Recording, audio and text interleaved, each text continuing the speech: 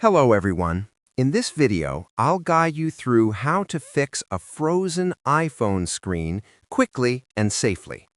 First, try a force restart. For iPhone 8 or newer, press and release the volume up button. Then press and release the volume down button. And finally, hold the side button until the Apple logo appears. For older models, the process varies slightly, usually involving holding the home and power buttons together.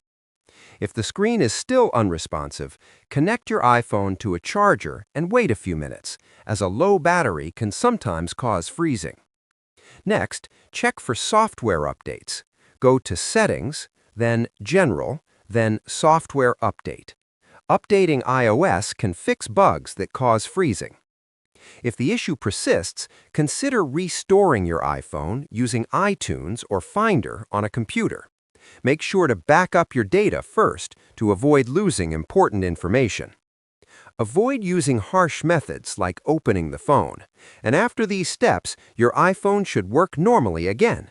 Subscribe the channel for more videos.